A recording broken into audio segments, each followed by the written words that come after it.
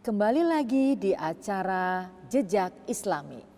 Dari sekian lama kita keliling-keliling di Jakarta, tentunya udah banyak banget objek dan masjid-masjid di Jakarta yang udah kita sambangi. Kali ini saya mau kembali ke masjid yang cukup fenomenal. Bukan hanya karena bentuknya yang unik, namun juga karena hasil rancangan seorang gubernur. Masya Allah, banyak masjid yang sudah kita kunjungi.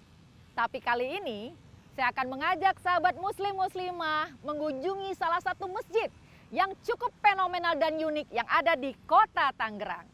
Ya, Masjid Asmaul Husna. Dan masjid ini fenomenalnya adalah juga didesain oleh Gubernur Jawa Barat. Nah, bagaimana keunikan dan fenomenalnya Masjid Asmaul Husna? Yuk ikutin perjalanan saya di Jejak Islami. Berjalan di sekitar kawasan Gading Serpong di Bilangan, Tangerang. Pandangan saya langsung tertuju kepada sebuah bangunan yang dari kejauhan cukup mencolok. Bangunan ini berhasil mencuri pandangan tidak hanya karena megahnya, namun juga memiliki bangunan yang unik. Seluruh tembok masjid bagian luar dipenuhi kaligrafi Asmaul Husna yang tertata rapi. Beberapa orang bahkan tidak menyangka kalau bangunan ini adalah sebuah masjid. Karena kubahnya datar berbentuk oval, tidak bulat menonjol seperti masjid pada umumnya. Permukaannya tampak menurun ke arah barat dan sekilas tampak asimetris. Namun, bila diperhatikan dengan seksama, kemiringan ke arah barat ini sejajar dengan arah kiblat.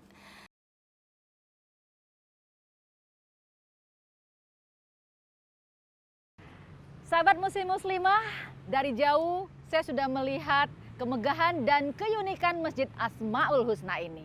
Nah, saya akan mencoba untuk mencari tahu lebih detail tentang Masjid Asmaul Husna. Untuk itu jangan kemana-mana, tetap di Jejak Islami.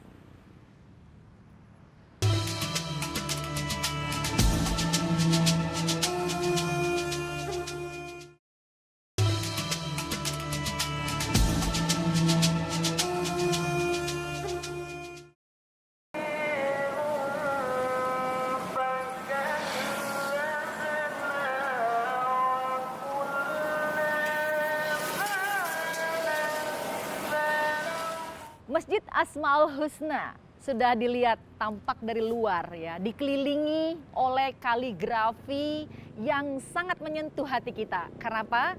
Karena ini semua kaligrafi bertuliskan 99 nama-nama yang baik yang dimiliki Allah Subhanahu wa taala, Asmaul Husna. Sahabat muslim dan muslimah, Masjid Asmaul Husna ini juga dikelilingi di sekitarnya ini adalah pusat bisnis yang ada di Gading Serpong. Adanya ruko-ruko dan perkantoran, sehingga masjid ini sangat dimanfaatkan oleh masyarakat sekitar dan juga tentunya oleh para karyawan, para pekerja yang ada di sekitar masjid ini. Dan ini juga pusat bisnisnya yang ada di Gading Serpong. Nah, sahabat muslim dan muslimah sekalian, uniknya juga masjid ini adalah pada saat dibangun masjid ini, memang daerah sekitarnya ini minoritas untuk agama muslim. Tetapi mayoritas yang non-muslim sangat mendukung pembangunan Masjid Asmaul Husna ini. Inilah menunjukkan toleransi umat beragama yang sangat bagus, Masya Allah. Nah, untuk lebih detailnya kita akan berbicara tentang sejarah dan lain sebagainya tentang Asmaul Husna masjid yang ada cukup fenomenal di Kabupaten Tangerang ini. Saya akan mengajak pemirsa semuanya untuk berbincang-bincang langsung dengan salah satu pengurus DKM yang ada di Masjid Asmaul Husna ini. Nah, cukup menarik juga ini sahabat muslim muslimah. Karena pengurus DKM dari Masjid Asmaul Husna ini rata-rata mereka yang memiliki karir yang bagus. Tapi walaupun mereka memiliki karir yang bagus, mereka menyempatkan diri, meluangkan waktu untuk terlibat dalam mengurus Masjid Asmaul Husna ini. Masya Allah, dunia akhirat dipegang. Dan untuk itu, yuk sama-sama saya akan mengajak sahabat muslim-muslimah untuk menemui salah seorang pengurus dari DKM dari Masjid Asmaul Husna. Bentuk desain kaligrafi pada Masjid Asmaul Husna terasa tidak biasa dan belum banyak dijumpai di Indonesia karena belum banyak yang mengaplikasikannya. Mungkin banyak yang bertanya-tanya, apakah jenis kaligrafi bertekstur persegi tersebut memang ada ataukah hanya berasal dari kreasi sang arsitek? Kaligrafi yang menyelimuti hampir seluruh di dinding luar Masjid Asmaul Husna adalah jenis kaligrafi kufi.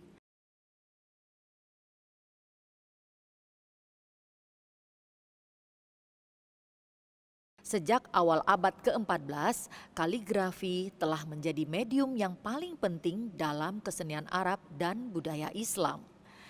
Kaligrafi sendiri berkembang dari gaya penulisan Arab dalam dua pattern utama yaitu kursif dan kufi. Gaya kufi adalah penulisan yang kering, sedangkan kursif bergaya campuran. Kufi mengkombinasikan persegi empat dan garis angular di satu sisi dan bentuk lingkaran tebal dan padat. Garusan vertikalnya pendek, sementara goresan horizontalnya cenderung panjang dan lebar.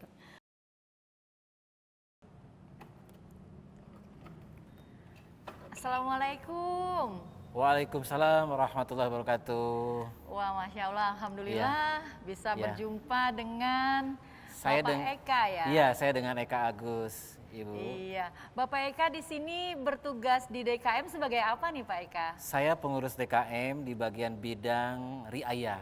Riayah. Jadi riayah itu bagian umum, operasional yang ada di masjid ini. Lalu kalau ada perawatan, pengembangan ke depannya, itu adalah bagian dari saya. Iya, Pak Eka. Tadi kan saya sudah keliling ya di masjid ini, Masya Allah rapi sekali ya. Dan saya lihat juga kegiatannya juga cukup tertata dan banyak. Betul. Pasti pengurus DKM ini kan tidak hanya Pak Eka saja ya? Apa saja yang pengurus? Kebetulan pengurus DKM di Asmaul Husna ini ya orang-orangnya ya dihitung cukup lumayan pada sibuk ya. Jadi ada kesibukan-kesibukan sendiri. Jadi ada yang sebagai pengacara, ada sebagai pengusaha, dokter, masih karyawan gitu kan. Lalu saya sendiri juga bekerja di Sumarekon Serpong. Masya Allah. Iya. Tapi jadi, bisa menyempatkan untuk bisa berkhidmat dan untuk bisa mengurus masjid ini bisa baik dan ya tertata dengan nyaman bagi pengunjung. Ini jadi inspirasi juga loh Pak Eka, karena kan jangan hanya menunggu pas pensiun baru mau terlibat dalam kepengurusan masjid. Nah ini juga merupakan salah satu kelebihan dari Masjid Asmaul Husna ya. Betul sekali. Masya Allah, mudah-mudahan inspirasi untuk semuanya. Amin. Iya. Pak Eka nih kita juga nanti pengen lihat-lihat yang baik. lain ya. Mari. Di dalam masjid ini. Baik, Mbak Mugi kita antar ke sana. Silakan. Nah ini Mbak Mugi, kita siapkan juga ada mini market ya, Asmaul Husna. Jadi ini adalah untuk pengembangan ke depannya. Jadi yang saat ini baru terbangun hanya sebatas masjid saja. Kita belum tuntas, tapi ini sebatas kita pengembangan itu jangan sampai kita tidak punya master plan-nya atau marketnya seperti apa gitu kan. Betul. Mungkin Mbak Mugi bisa lihat di sini. Di sini belum, kita akan nanti ke depannya akan dibuatkan selasar seperti itu ya. Lalu di sini ada parkiran kendaraan motor. Bagus banget ya Pak. Jadi di bawahnya itu untuk parkiran mobil, di atasnya itu parkiran motor, lalu di situ ada difasilitasi untuk kantin. Ya, terus office, ada koperasi. Nah ini mungkin di belakang ini ada saya lihat ada sekolah juga ya. Betul, ini ada pengembangan sekolah untuk tingkat TK, SD, SMP. Sampai dengan SMP. Betul. Jadi nanti jadi TK Sekolah Asmaul Husna ya, Masya Allah. Islam ini terpadu. Bagus banget loh Pak Eka. Sangat bagus. Jadi sudah ada planning ya. Betul, untuk kedepannya masjid ini seperti apa. Ini maju banget nanti jadinya. Waduh, udah gak sabar nanti kita untuk melihat kembali masjid ini nanti ya. Baik, kita akan coba lihat ke area masjid ya. Saya udah gak sabar nih. Ada laki-laki dan perempuan. Juga. Ini ada untuk tangga yang laki-lakinya, sebelah sana adalah tangga untuk perempuannya. Nah, kalau di lantai bawah ini juga ini ada gedung aula. Ya. Gedung aula ini bisa dipakai untuk kajian Islam, lalu seminar. Seminar juga bisa. Lalu untuk pernikahan. Pernikahan juga. Betul. Ya. Jadi ini juga bisa dimanfaatkan untuk berbagai macam kegiatan dalam religinya ya. Betul. Pak. Nah, saya juga udah nggak sabar nih Pak Eka untuk melihat bagian sholat di atas. Mari Mbak Mugi, kita lanjutkan. Iya Pak.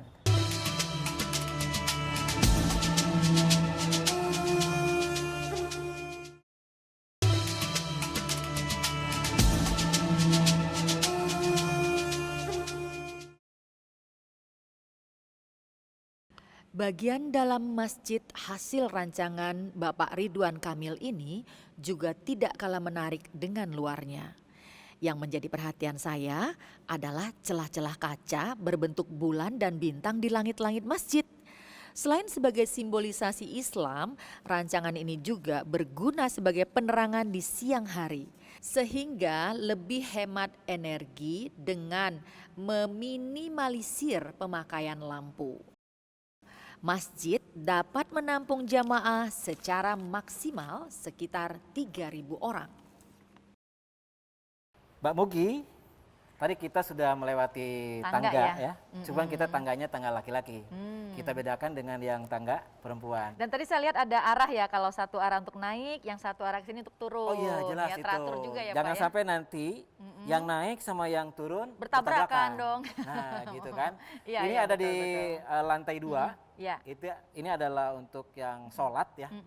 Ini dibedakan antara yang perempuan atau akhwat ya. Ini tidak terlalu besar karena kan ini hanya sebatas untuk sholat wajib saja. Dan di atas kalau seandainya tidak memenuhi di sini bisa di atas. Bisa naik ke atas. Betul. Kita lihat ke ruangan sana ya Pak. Siap. Nah, ini kita ada di tempat sholatnya laki-laki atau ikhwan. Wow, bisa menampung berapa banyak jamaah di sini nih Pak? Kalau kondisi normal sekitar 2.500 sampai 3.000 ya. Dengan yang di bawah. Dan di atas. Di atas juga ya. Ini unik banget loh Pak Eka. Saya melihat ada atapnya, biasanya tuh kan kalau atap tuh kan cembung gitu ya. Nah kalau ini oval dan dia juga miring gitu, ini unik banget nih. Ini idenya dari mana nih Pak? Udah tuh juga ada ada bintang 5 di situ. Pasti punya makna nih. Betul. Yang mendesain masjid ini siapa Pak? Jadi ini konsepnya konsep modern dan religius ya. Iya. Kalau tadi Ibu sampaikan kenapa ini sampai melengkung, ini kan berbentuk opal nih. Betul. Lalu ini adalah di atasnya itu adalah kubah. Kalau umumnya kubah itu kan cembung ya. Betul. Jadi ini hanya lengkungan saja. Ini hanya lengkungan saja. Terus yang tipis ya, tidak terlalu besar. Melengkungnya seperti opal begini. Kenapa begini? Kan tandanya apa nih Pak Eka? Ini adalah sujud ya. Sujud ya. Jadi melambangkan sujud sholat. Ini sholat. Lalu mungkin tadi Mbak Mugi sampaikan di sini ada bintang. Ini bintang adalah simbol dari 5 waktu sholat. Sholat 5 waktu disimbolkan di bintang ini. Lalu ini ada cahaya yang langsung ke langit. Iya, Masya Allah. Jadi ini kita full cahaya. Jadi kita hemat energi. Kalau penerangan siang hari tidak memerlukan dengan listrik. Masya Allah. Seperti itu. Ini rancangannya unik banget. Yang mendesain masjid ini siapa nih Pak? Yang mendesain ini adalah Bapak Ridwan Kamil. Ridwan Kamil. Kalau kita menyebutnya Kang Emil gitu ya. Waktu itu beliau yang saat ini sebagai Gubernur Jawa Barat. Dan waktu itu beliau menjabat sebagai Wali Kota Bandung. Wali Kota Bandung. Ya, seperti itu. Baik. Ya, jadi kalau melihat Masjid Asmaul Husna ini memang ada 2 keunikan ya Pak ya. Dari segi kubahnya juga unik ya, dan tadi dari kaligrafi yang ada di dinding masjid yang di luar. Jadi masjid ini diselimuti atau dibalut dengan kaligrafi. Kalau orang awam akan bingung nih, ini apa ya, simbol apa, gambar apa? Padahal ini adalah mengandung arti itu Asmaul Husna. 99 yang 99 Asma Allah gitu ya. Betul. Sehingga ini mungkin dari kaligrafinya juga aneh. Ini kaligrafi yang Kufi ya. Ini kaligrafi yang Arab tua, yang kuno. Hanya beberapa orang saja mungkin yang mengerti tentang tulisan itu ya. Ya mudah-mudahan dengan menyaksikan tayangan ini, jadi masyarakat dan juga sahabat muslim dan muslimah paham, wah ini artinya adalah 99 Asmaul Husna. Betul. Dan di situ ada mimbarnya juga ya, betul, Pak? Mihrab, Mimbarnya, ya, mihrabnya ya. Iya. Kita terukir dari kayu jati. Kayu jati. Baik, Pak Eka. Ya. Mungkin ada tempat lain juga yang harus kita kunjungi sepertinya nih. Boleh, banyak tempat di nih atas juga yang cukup bisa unik kita ya. Ke atas, ya. Wow, saya juga pengen lihat yang di atas nih Pak Eka ya. Kalau gitu. Mari, Oke, silakan. Yuk. Ya. Nah, Mbak Mugi, ini kita ada di mezanin ya. Mezanin. Mezanin. Lantai 3 ya ini. Ya, ini lantai 3 tapi setengahnya ya. Jadi kita kan ada lantai bawah yang tadi aula, lalu yang tadi ada di area masjid, sholat yang akhwat atau perempuan, lalu ikhwan laki-laki. Nah sekarang ini ada di mezanin. Jadi kalau seandainya wanita tidak mencukupi, bisa ke atas. Jadi yang lantai 2 tempat wanita nggak cukup bisa naik ke sini ya Pak ya. Lalu kalau sholat Jumat pun ini suka dipakai. Dipakai juga. Untuk bapak-bapak juga bapak-bapak sholat otomatis di di sini. sini. Dan pemirsa, Masya Allah ya, ini Masjid Asmaul Husna betul-betul menginspirasi buat kita semuanya. Karena bentuknya yang begitu unik dan juga yang pasti banyak dimanfaatkan masyarakat. Jangan kemana-mana ya, tetap di Jejak Islami.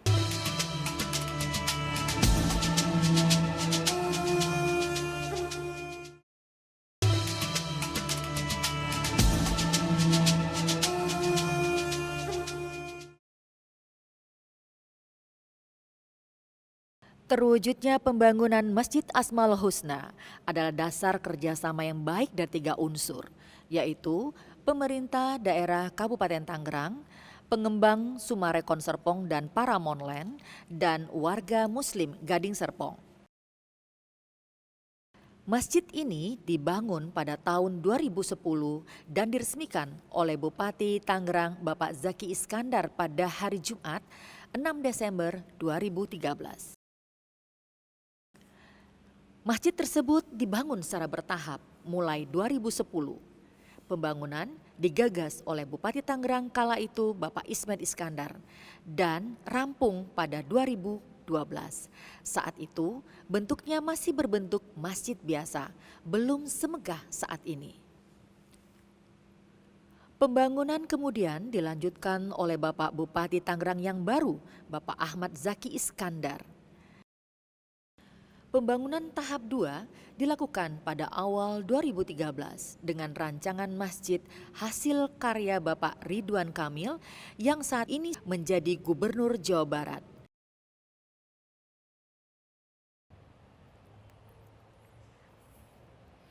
Masya Allah, megahnya ya, tapi bukan hanya sekedar megah, tapi bermanfaatnya itu yang lebih utama ya. Bisa nampak kelihatan ya dari sini ya.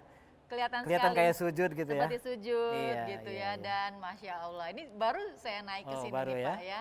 Masya Allah. Dan saya yakin juga sahabat muslim-muslimah di Jejak Islami juga dengan melihat ini serasa berada di dalam Masjid Asmaul Husna walaupun mereka jauh.